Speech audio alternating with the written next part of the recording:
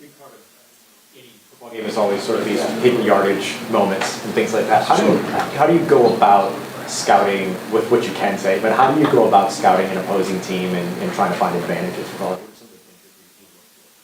I think the biggest thing we look for is personnel. I think we're very personnel oriented on our special teams, so we're trying to figure out, okay, who are the really good cover players, and let's make sure we're doing a good job of getting them blocked, and so we can get more return yards. And then who are their good, whether it's the returner or their good blockers, right? And let's try to see if we can't create mismatches. And if one of their blockers is a linebacker, let's see if we can get a speed guy on him, or if we get a bigger guy on him. So we try to just, we're specific in what we do personnel-wise, just kind of like the offense and defense are, right? When the offense goes into 11 or 10 personnel, defense, good chance they may sub and go nickel. We try to do the same thing special teams-wise. When you lose a guy like J.T. Gray, and I was talking about how tough that was, just what was kind of your perspective from it? Yeah, look, I think that us as coaches and players, we have the greatest job in the world, getting to coach professional football or play professional football, and it comes with a lot of great things. And unfortunately, there's a couple negative things that come with it as well. And so, JT means a lot to me, and it's not, only that losing the production of him as a player. I'm going to miss him as a person, the relationship. You spend 6 years with someone, and just that smile he had every day and the conversations we had. So, to me, it's I'm gonna miss him as a person. That's what makes it even more difficult. The new kickoff rules, special teams rules have any impact on how you can keep special teams guys on the team if they're not necessarily playing a lot of defense? Yeah, look, I think that comes into play, and I think that comes into play on a lot of teams. I look at the Cardinals, and I think that number 20 for them, their PP on punt and their returner, and I thought he was a really good football player, good special teams football player, and they had a difficult decision as well, and something similar happened, and he wound up going somewhere else, and so I think that's just part of this business of the way it's going right now. What is Dortch? What kind of challenges does he run into? Yeah, look, I think he's super aggressive. You go and you watch, and there's a bunch of times where he's catching the ball inside the 10-yard line where he could, let it hit the ground and try to go in for a touchback. I think he only had 4 fair catches last season. So he's aggressive in his approach. I think he's very good short area quickness. He's able to make guys miss, which, that happens a bunch. So he's going to present a challenge for us that our guys are aware of, and, we're excited for the opportunity to go see what we can do. And then just going back to the JT thing, I assume that means that you guys feel pretty good about some of these younger guys that can fill some of the roles without giving away a game plan or anything like. Yeah, listen, I do. I think that, I think what you said, the key word is we have some young guys, right? And so the best experience that they can get is going out there and playing. But from what they've shown in practice in the preseason and college film, I'm excited about a group of young players that I think we can be really, really good.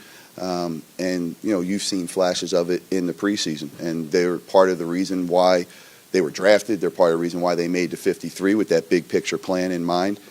So I think we do have a chance to, whether it's Jonas or Stutzman or some of those younger players that we've drafted. I think the other thing that's helped us is we brought in a couple quality veterans between Terrell Burgess and Chris Rumpf and Jack Stoll, who have played special teams in this league, and they bring a calming presence to some of these young guys. So it's a good mix, and I'm really excited to get a chance to go out there and let them play. Kickoffs, obviously Blake has a few different options he can go with when he's kicking off. Is that a call, or does he decide? How do you kind of manage that in terms of how you're planning to execute, in the landing zone? Yeah, it is a call, and it's something that we do practice, and we have several different calls that we could take the field with, right? And whether that's, hey, we want to kick the ball in the middle and try to get it to land on the goal line, or we want to kick it directional or right, or we want to try to hit the ball and get it on the ground and see if we can't get it to squib into the end zone and give them, a touchback at the 20.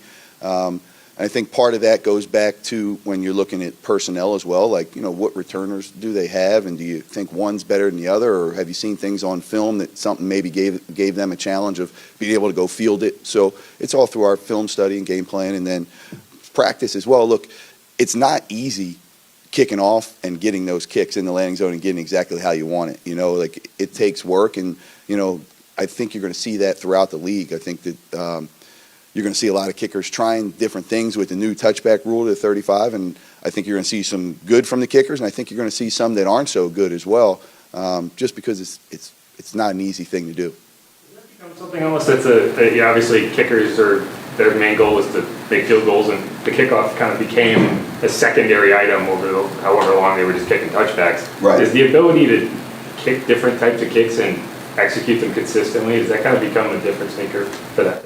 Yeah, I think it has to be, right? I think if all these kickoff returns are going to be returned because you're not just going to put it into the end zone, then you have to be able to have different kicks so that the kick return team doesn't know where the ball is going every time, right? So you have to be able to change it up, and the execution's key. Like if we want to say we're going to kick one to the deep right, and all of a sudden now the ball is maybe in the middle or goes off to the left, your coverage changes, right? So that can put our coverage players in a little bit of a disadvantage, and so it's important that those guys are as accurate as they can be. As we go into the season here, how does how did the changes to the onside kick rule kind of shape out and impact what you're looking at? You know, I don't know yet. I want to see. I got to be able to see it, and I don't know yet. In all reality, all we're doing is moving the kickoff team up a yard, so they're starting on the 35 instead of the 34. Still the same alignment rules and that sort of deal. So I think that the thought process behind it was if we give the kicking team an extra yard closer, maybe that's going to uptick in the recovery percentage, because I know that's kind of what the NFL is looking for, is get the percentage up there. So, but we really haven't had any yet. So maybe mid-season when we get some on there, we'll see how it's affecting it. We've probably asked you this a bunch of times already, but like when you have a guy who's so like obviously dynamic as a returner as Sheed is, but who's also like taking on a bigger role in scrimmage plays. Yep. Like, how do you all talk that through as a staff and like kind of choose when and where to use him, or like weigh his value in one spot versus another? Yeah, I think that it's just ongoing conversations that you have amongst the staff, right? And I think we all want to get our best players to have the ball in their hands because they have a chance to score, and ultimately you're going to win the games when you score the most points. So I think strategically, whether it's offense or special teams, is how can we get the ball in Sheed's hands, because he's one of our better playmakers. So fortunately for us, I think we've done a very good job from a kick return standpoint. If we have some other guys that I think they can score when they touch the ball as well. So we're able to kind of be selective, and maybe Sheed's not on every kick return. Maybe it's in certain situations that we may want to use him. And I kind of look at that like you're going to look at the offense and defensive players as well. In certain situations, you're going to have certain people on the field of what you're trying to accomplish. And so it's just open communication, amongst the staff and having a plan to go with it. Is any of that, obviously you missed time with injury last year, is like how much is injury risk weigh into that? Beyond just like the amount of touches and run that guys get? Yeah, look, I think that's a good question. I don't know.